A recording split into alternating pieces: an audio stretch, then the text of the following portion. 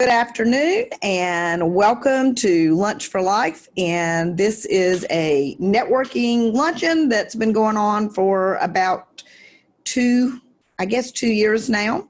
And each week on Tuesdays between 12 and 1, we get together, network, meet some great business professionals. And then we always have a speaker who will provide value for you in your life and your business. And I'm very excited today because we have the very talented Leslie Flowers, who is an amazing teacher and coach. And Leslie, you're going to teach us about the 6 intellectual muscles today. Is that right? I am, and I don't think I've ever taught this publicly before. So I have to tell you, huh? I haven't heard you speak on this topic, so I was really excited about it. Well, this is out of the vault. Only my mastermind. My mastermind program has about 12 elements to it, and this is one of them. Another one is the intellectual faculties. Another one is the business principles. Another one is exactly the benchmarks of how to set a goal so you'll achieve it every time, 97% of the time. Another one is determining your ideal client. Another one is a proprietary calendaring system that I created based on value. So there's just a whole bunch. Everything that women have complained about is in my program, solves it. So it's taken a dozen years, but people will do something for accountability, and then they'll do something for this and something for this. It's all in my program. So you have to be the one woman out of 100 who's willing to do the work and who has done everything and hasn't seen this yet. So, but anyway, this piece is thank you for having me, Kimball. This piece is a concept that I teach every quarter in my mastermind. It requires repetition. What I would say is that one of the universal truths is out of confusion comes order. So when something confuses you, you're going to do one of two things. You're either going to blow it off, which is fine, or you're going to be curious enough to kind of sit with it. Eventually, order will be restored if you sit in your confusion. So you have to make the choice. Most people just blow it off, right? If they're confused, and that's okay too, right? So we learn through repetition, and that's how beliefs are installed. And I remember when I was a kid, my dad was a genius, and I would have trouble with certain math things, algebra, geometry, like when it was first described, I didn't get it. I get it now, but back then I didn't get it. So then I'd have my dad teach me, and I couldn't get it. And of course, that made me not smart, right? One of those things. And then I'd be studying with the teacher after school, and I didn't get it. And then my girlfriend and I would be doing homework, and she'd explain it. And all of a sudden I go, oh, it really wasn't that what she said was magic. It was that every time someone explained it, it became a little more clear, a little more clear, a little more clear. And then finally, the straw that breaks the camel's back is that last tiny puzzle piece, right? That last little thing that everything goes, I got it now. So this particular concept, I studied in a different form for years. 5 years ago, I decided to create my own concept. Now, since it took me 5 or 6 years to master the other model, I had to know it well enough to create my own. So what I'm going to do is I'm going to walk you into your mind. Are you ready? Okay, you're walking into the mind. Listen, anything that feels uncomfortable, blow it off. Right? Anything. I mean, this is a new coat you're trying on. Right. So it'll probably resonate with you. You've probably heard things that remind you of what I'm talking about. If that's the case, that's a very good sign.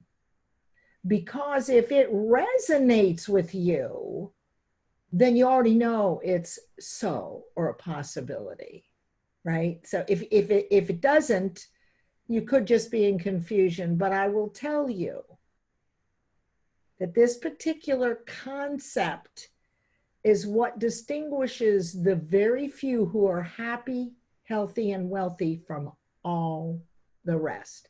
Only about 3 out of 100 get this. They don't even know about it. You don't know about it. It's part of a very specific curriculum that I invested in 2008. Now, the model, though, I've changed. So now I own it. It's my own. I describe it my own way, but it is based on truths that have been out there. You just haven't heard of these. So I want you to have some fun with this, okay? Because learning is the miracle grow for humans. Everybody has a gift. Only humans have conscious awareness. That is, Nacho, you may think that Nacho the puppy is very smart and he knows he's in the room with you, but he doesn't know that he knows it. Knowing that you know it is conscious awareness. So our gift is the ability to get an idea, which is thought energy, when it pops into our mind, to fall in love with it, hold it, think about it through repetition until we begin to see the signs that it will manifest. That is, human beings are the only living thing other than Merlin, the magician, who can take thought energy and turn it into physical matter. And by the way, they always made you think that Merlin was an overnight thing, didn't they, in the books and the movies? But what if it took him years? We are alchemists. We change energetic forms of things all the time, and it's based on our vibration. But that's enough of this, okay? So I just wanted to give you a little precursor. My work is the wireframe of humans, which is the mind. Mind is not a place. Mind is an activity that occurs in every cell of your body. When you feel good, all the little proteins move in one direction together, and there's a spring in your step. When you feel crappy, they're all moving in another directions and you're dragging your feet. By the way, feeling good is our natural state. Anything that isn't that actually puts us, as Kimber will tell you, into dis-ease, because our body is designed to be at a very high vibration. Hence the reason you've always heard, think happy thoughts, reframe from negative to positive. There really is something to that. But what happens is the idea is just like an acorn. So there's two kinds of seed. The idea is a seed laying on the ground, an acorn, the acorn is a seed, a physical seed laying on the ground, dying until we plant it. Now, if we slice that acorn into bits and look at it under a microscope, there's no oak tree there. Yet the acorn will be the oak tree. And what happens is its vibration, its DNA, when it's planted and it's nurtured and it gets water and sun and nutrients, it attracts to it everything it needs to convert what's in that seed and break through the ground as an oak tree. The other kind of seed is a spiritual seed, and it's governed by the universe and universal laws. So the idea is the spiritual seed, and in order to plant it, we get the idea and we have to hold it and think about it and work on it and set tasks up. We hold it top of mind. We put sticky notes. We have put something like we are all in this together right behind a person that's on video, because we learn through repetition and we're bombarded with information all the time. So if you know NLP, which I don't, I know enough to get in trouble. I can tell, but Campbell does, she's certified. What I do know is we're bombarded with thousands of thoughts. Very few get in, and even the ones that are relevant to us don't come in very clear. Right? Even those are bent and skewed sometimes that are important to us. So it's really important to understand how this works so that you can replicate it and be happy, healthy, and wealthy. That's what God and the universe want you to be. We are co-creators because all ideas are already here. It just takes us to figure it out. The ability to fly was already there, but it took someone to figure it out. So if you don't hold that idea, when it circulates to you and you get this wild idea, right? And you can't stay motivated, or it really doesn't appeal to you, it will wash back into the universe and someone else will get the idea. And you've had this happen when someone else did your idea that you let go. So they're all here and we're co-creators. So God gave us conscious awareness so that we can learn this process and replicate it. It allows us to influence our results. So we influence using the information to step up the results. Whoops, ready? You ready to switch over? That's my little pre-whatever. Okay. It's gonna be real simple. I'm just gonna show you this one concept. There's a lot here, so don't let it fool you, okay? Because all you see an image here. Now we're going to talk about these. These are the intellectual muscles or mental muscles. But before we go to them, and they manage the conscious mind, I want to show you how this works. This is how the transmutation of radiant energy, one of the universal laws, occurs. It transmutes thought. We have thought energy and we transmute it into another energy form, a mouse. I get an idea that we should have a mouse, and 3 years later, I've been carrying it around and here's my mouse. That's called alchemy. Only humans can do this. Nacho can't do this. Nacho thinks he's in the room, but he doesn't know that he doesn't know that he knows it. Okay. So there's two parts to the mind. Remember, mind is an activity. So don't think of it as your brain. That's an electronic switching station. Mind has cell memory too. You know, so you remember things.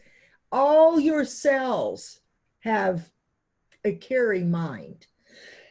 Excuse me. The conscious mind is where we accept and reject information, right? I hear something, I can accept it or I can reject it. Now, we learn through repetition on purpose or by default, positive or negative. So here's the thing. If you're listening to the news while you're cooking dinner is a subconscious automatic thing. Your conscious mind is filled with the news. Mm-hmm.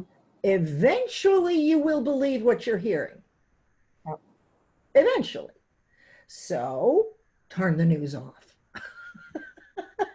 If you're feeling yourself feeling low, look around and see where you've been. Because that energy, that negative energy, Richard Brody wrote a book called Virus of the Mind. And he explains that negative energy behaves like a virus because their nature abhors a vacuum. When you get around people that have negative energy, it moves quickly. You've been around those old guys at the grocery store sitting out front, out in the country, talking about this ailment and that ailment, right? And oh, look at this psoriasis. Oh, look at this scar I have here. And then you leave and you go, I don't feel very good. Right? All right. So you got the conscious mind, one thought at a time. You only have one conscious thought at a time. And the only thing that human beings can control is what we think. Period. We can't control anything else. I mean, hopefully we can control our bladder and things like that. But in reality, it's only what we think. And what we think repeatedly, we will believe. And whatever vibration, good, bad, positive, or negative that has, when your body moves into action, your results will match what you believe. So look here. The conscious mind accepts or rejects. You get the idea, you hold it, right? You have the ability to fall in love with it or not. So let's say that you do, that you get this wild idea that you're going to win the big Niken, the Eagle Award this year, which you did a couple of years ago, you too. But that's what you decide your goal is, right? And you think about it and you work on tasks for it and you're building up your income in your business. And really, probably every other day you think about it. You imagine what it's like to already win it. What's it going to be like when we stand up there on stage, right? And we win this award.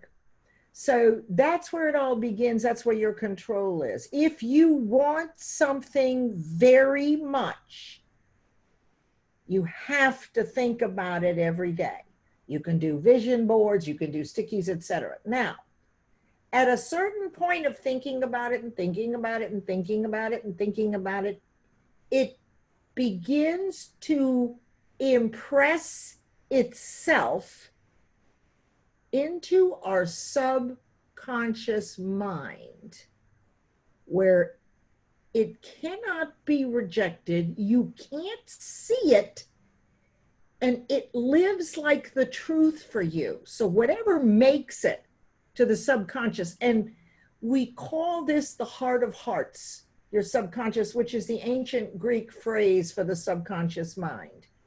It's that vibration in your heart that really is pervasive throughout all your cells. So whether it's positive or negative, once you think about it long enough and hard enough, positive or negative, on purpose or not, it will make its way and impress itself into the subconscious, which is in every cell of your body.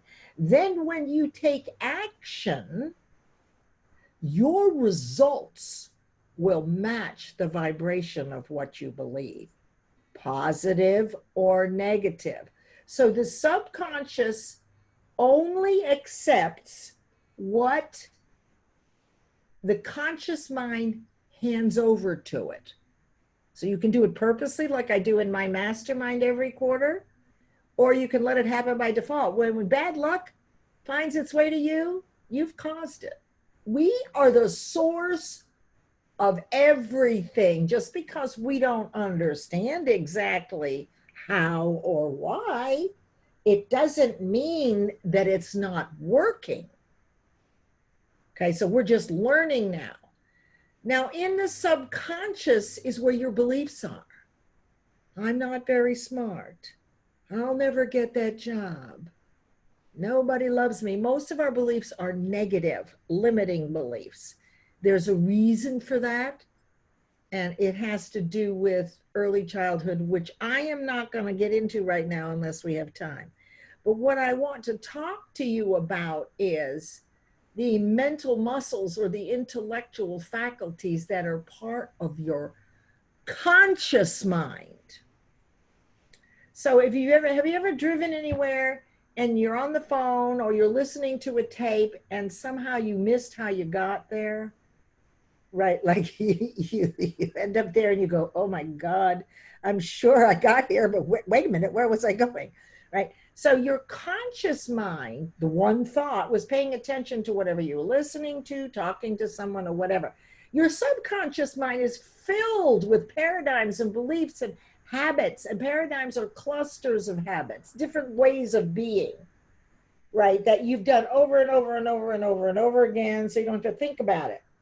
So that's what's happening. Your conscious mind was focused on one thing, but it's your subconscious where all your beliefs are, all your ingrained habits. Most of them are not positive, and you got most of them from someone else by default. So what almost no one knows about, in fact, the way we get our information, I don't have this on this picture, is really the five senses. They're kind of like an antenna, right? See, hear, smell, taste, and touch. Everybody knows about that. That's how we get our information into our conscious mind, right? I have asked PhDs about these intellectual muscles, and that no one knows what they are. No one's ever heard of them. Almost no one knows what they are, but they are the distinction between being wealthy, happy, and healthy and not. Now, we're supposed to have all three. And we can have all three. And if you've been looking, I can help you. You have to want to, and you have to be about fed up. So let me explain how these work. These are mental muscles that grow like any muscle in direct proportion to their use. They're the stars. They stand guard inside your conscious mind. I call them spiritual warriors, and here's why. When you get a new crazy wild idea, there's two things that happen right away.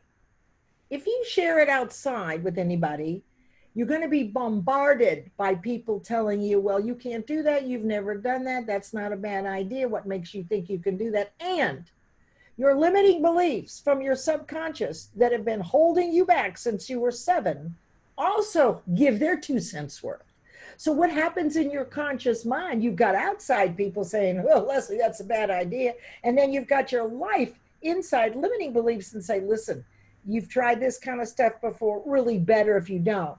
That tender spiritual seed, the gift from the universe, which requires us to go from a spiritual seed into physical form, washes through you. It will die. I'm tired of this. I'm sorry. Anyway, as soon as I get in here, the phone starts buzz, buzz, buzz. Nobody ever calls me. Anyway, so in the work that I do, included in the training of how these laws work, what are the business principles that have been around for 5,000 years, and actually elevating your conscious awareness that you do have infinite potential. These 6 are useless unless you develop them. But if you develop them, they stand guard in your conscious mind. And when you get a new idea and your old limiting belief pops up and says, yeah, but, they are now strong enough to say, thanks for sharing, and slap them back down. Or if you make the mistake of sharing with someone who doesn't understand what you're doing and they start giving you a lot of guff about this new goal, that's when these 6 intellectual faculties say, stop. And they protect the one thought that you must hold for several months minimum. Everybody wants things overnight, so that's why I'm telling you, not many people are willing to do this. So let me explain the 6 of them, okay? Let me look at the time here. Perfect. All right, so you have to practice these, and you will, and you do. It's in the power of distinguishing what they are that allows you to develop them. If you don't know about them, you can't develop them. You're in confusion. So I'm going to clear up what these are on a very simple level. And so picture them as spiritual warriors standing inside your conscious mind, protecting that beautiful spiritual seed that God gave to you. You know, we never get an idea that we can't do. And it's meant for you. You'll know. And if it isn't, let it go because it'll make room for another one. So the first one is perception. It always changes. It's never the same. Every new little bit of information you get expands your perception, right? This is your point of view. And yet, how many of us argue with other people that our point of view is correct? But if it's not static and it's always changing, how could it be correct? So what you may conclude is that everybody's correct from their own point of view. And the whole point is to find out why you feel that way, because you may teach me something I didn't know and expand my perception. So here's an example of how this works. So I want you to picture you're in your living room or your office, and I want you to picture a 12-foot board that's 6 inches thick on the floor, 12 inches wide. Let's make it 18 inches wide, okay? I want to make sure it's sturdy. And it's 6 inches thick, and it's on your floor. Would you walk across it? Yes or no? Would you walk across it from one end to the other? Hello, it's on the floor. You would. Of course you would. There's no danger, right? Now, I'm going to raise that board and balance it on the back of 4 chairs in your dining room. They're strong chairs, or maybe on the seat. So you're about, what, 30 inches above the ground. Now it's 12 feet long. Will you get up on one end and take and walk from one end to the other? You're about 4 feet off the ground. You've got a 12-foot board, 18 inches wide and 6 inches thick. So I don't care how much weight you gain, it'll hold you. Okay. Would you walk across that? Yes or no? I want to see a head shaking if you would or you wouldn't. You wouldn't? You wouldn't get up? Why not? Because I don't want to fall. Okay, what if I had a step next to you and I walked next to you? So you could actually have my shoulder there just in case you lost your balance. Remember, it's 18 inches wide and 6 inches deep, and it's only 30 inches off the ground. Yeah, I'd probably do that. Okay, how about you, Jenny? Yeah. All right, same board. Guess where it's going now? It's going to the rooftop of 2 30-story buildings that are very close to each other. We're going to start it on one roof, and the board extends across the alley to the other roof. Okay, it's good and sturdy. There's no wind, right? Okay. Who will walk the board across there? We're 30 stories high. No. No. Okay, I got it. Now, there's a fire on the other roof and your child is there. You go. Exactly. So all we've done is change your perception. Notice how we took the same board, the same thing, and your perception changed. So the important thing to understand about this particular mental muscle is, remember that everybody's right from their point of view. And if you can give them information that would add to their view, or they could share something with you, then you expand your own point of view and your own level of awareness. So you never need to argue with anybody ever again. Not really, because they're right. And so are you. But it's not about right or wrong. It's about growing in awareness of your potential, and learning is the miracle grow. So you want to hear what it is that person says. Now, the next one, of course, is intuition. A lot of people think this is in the subconscious, right? It's not. It's an intellectual. So intuition is a whisper or a feeling, a guidance, isn't it? Anything from the subconscious mind, any belief, is emotional. There's a difference between a feeling, a sensing, which is in your conscious mind. You become intuitively aware of something, as opposed to an emotional reaction to something. So intuition, they belong in your conscious mind, which means you're consciously aware of them. You can't see inside your subconscious mind. The only way you know what you believe is by your results, your bank account, your lifestyle, your health, your wealth, the car you drive, the community you live in, your spirituality, your education, what you believe about your ability and your deservability will be reflected in your results, the external results. Now, imagination is the workshop of the mind, and most of us haven't paid attention to imagination since we were in second grade when the teacher said, Leslie, stop daydreaming and pay attention to the lesson. It is that daydreaming. It is the visual image. Genevieve Behrend, 1921, wrote the book, Your Invisible Power. She said that everything is created twice. The first creation is when you get the idea and you have a visual image of what it is, and that has a vibration and you can get excited about it, and then you take it through the process. And the second one is the physical form. So your imagination is critical when you get an idea.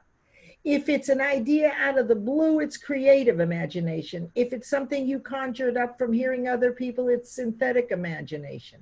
It's underused. And yet imagination and intuition are the closest together, the highest vibration.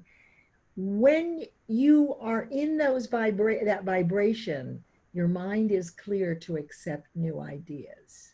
If you're all involved in the emotional part of it, positive or negative, and there's no new ideas that can get in right then into your conscious mind. So intuition and imagination are the way you get really close to creator, right? And allow the universe to show you how it supports you. So you learn in my program how to recognize the signs of the universe. And that's when you become an alchemist. And that's when you get to predict stuff. And that's when it's a whole lot of fun. When you know that this person that showed up who was the perfect partner for you, that was no coincidence. Because what you want is moving toward you at the same amplitude of vibration you're moving toward it. So if you're going for a job and on the way in, you're saying, oh, I don't know why, I shouldn't have gone for this. I'm not really qualified. So what you've done is you've lowered your vibration and you walk in and you go, hi, my name is Leslie, want to hire me? Hell no, they say, right? But you can do the reverse, right? So you can, with your thinking, practicing is change the context as you're driving in. You know what? They can't wait to see me. They've been waiting. In fact, they're going to say, where have you been? We've been looking for someone like you. I am just the right person for this job. And I know they're going to recognize that. Now I've got chills. You've raised your own vibration. So when you go in, they're going to meet your vibration. So imagination, use it. And create with synthetic imagination. Start using the things you already know to create visual images in your mind.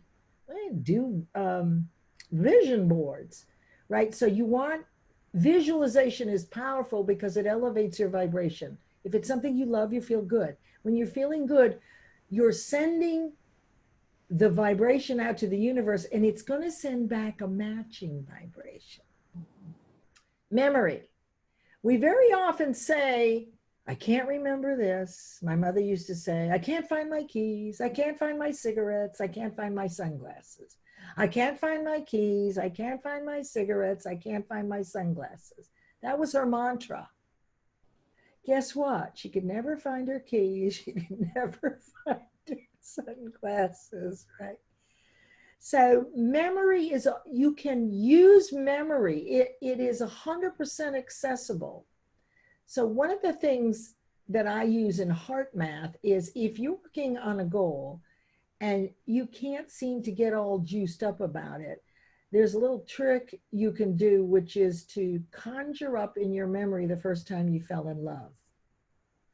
You know how you could tell he was walking into the classroom even with your back to the door? Remember that? Remember when your mother served mashed potatoes and that was his face in the mashed potatoes? Remember that gushy 16-year-old love when every hair on your arm stands up? You get into that mindset with that image, change the picture out, bring in the picture of the goal you want, because you will have already intentionally generated a very high vibration by remembering about love. Love is the highest vibration. And then you can swap out the visual image and you're already pulsating. The vibration is already high. So you're kind of adopting the vibration. So that's memory. We have perfect memory. Sometimes we just forget. But anyway, reasoning is one of the ones, if you don't learn to reason, when you get a new idea and your limiting belief says, well, that's a bad idea, Leslie, or you share it with someone and they go, well, you've never done that before. If reason isn't developed in you, if you haven't developed that intellectual muscle, it'll be your enemy. That's right, Leslie, you should give it up because it doesn't have the strength. It's atrophied. So it becomes your enemy. Any one of these, if they're not developed. It's when the 6 of them are developed and you are at a level of awareness where you know all these things and your decisions are made based on a higher consciousness of how these things work. That is when you begin to influence, using what God gave us to influence the universe. And the last one is focus or will, the will. And I'm going to tell you, over the last 12 years, the biggest gripe one of the biggest gripes is I can't focus. I can't focus. Well, it's true because we're bombarded. And keep in mind that women up until about 30 or 40 years ago, their job was at home. They were distracted. They did multitask. They did 21 things every day. None of them shined or shone. In business, we pick one goal at a time. It's very different because that one goal is big and it moves your business forward. It's a different set of skills. And so since we have only been in business for say 30 or 40 years, and men have been running businesses for 5,000 years, they have inherent behavior. They're confident, will step up for things even if they're not qualified. Women won't do that. We won't do that because this is new to us. We have new skills to learn, just as if all the men went home and had to run the home, right? They'd have to learn how to do 21 things at once and make sure the food is on the table and the clothes are washed and the lunches are packed and there's gas in the car and you filled out the census and you're right, all by 6 o'clock. So they would have the same learning curve. So focus, the kind of focus or will you want to have when you're setting a goal, it's kind of like if you took a mic, what do you call a magnifying glass. You're out at the beach and you harness the sun into a spot on your arm. It would burn that in a second. That is the kind of laser focus you must have for your goal. So every one of these takes a little practice. And in my work, we distinguish when these things show up, right? When we meet each week, we'll talk about what we read, what was new this time, what intuitive idea did we get? Because as you learn these things, your mind is less cluttered with emotional baggage.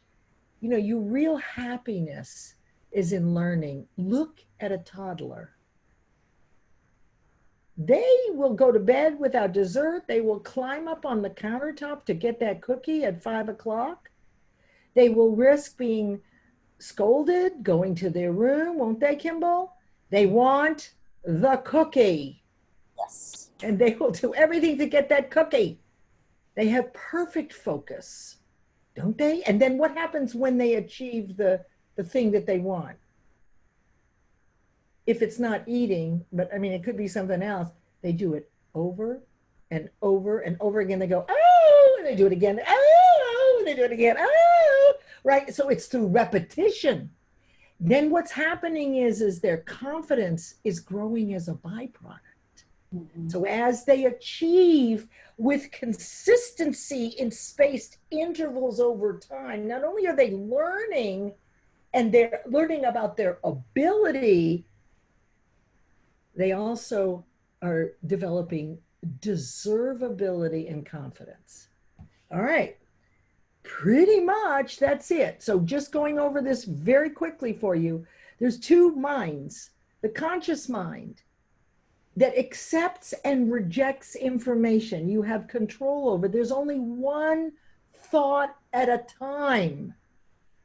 There is no such thing as multitasking. In fact, multitasking is what destroyed will or focus, because we jumped around, right? So then whatever it is you want, if you think about it, hold the idea, stay focused on it over a period of time, it will impress itself into your subconscious mind where it lives like the truth, where you can't see it, it can't be rejected, and it has an associated emotion with it, positive or negative. Then your body moves into action at that vibration, right? The same one as what you believe in, it'll match your results. So if you have a very positive vibration and you're moving in a very positive manner, the results you get are going to be positive.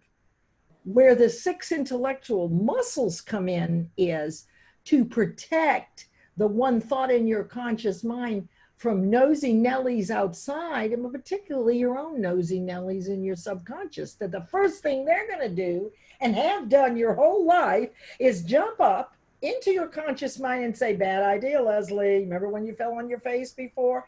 And since you've not done it this big or it's brand new, you go, yeah, that's true. And you let it go. So the intellectual muscles are housed in the conscious mind.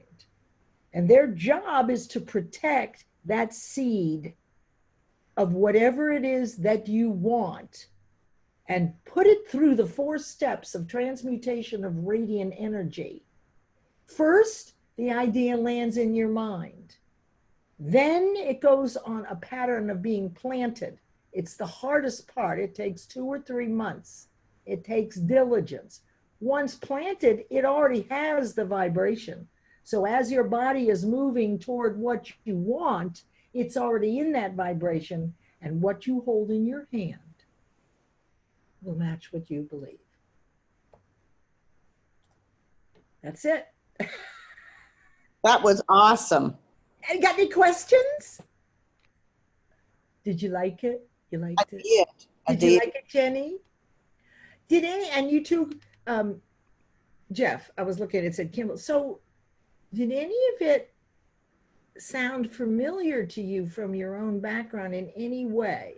Did you notice anything that kind of sounded like, oh, or any little pieces that came together, right? That you thought, I never thought of it. Yeah, but I could see how that works.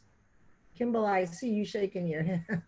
Yeah, I mean, a lot of this goes along with a lot of the studying that I've done on power intention and creation, and it ties in very well with NLP. When you change your mind, you change your life. And there is so much brain power we have that we don't harness. And people don't understand the power of word. What you said before, what you say over and over and over again. And when you start harnessing these things, it's very interesting, because then the right things just start showing up. And it's not a coincidence. No, it's not. And they were going to show up anyway, whether you knew about them or not. But the real fun, isn't it, when you start seeing them show up and you know that you were the source. Right.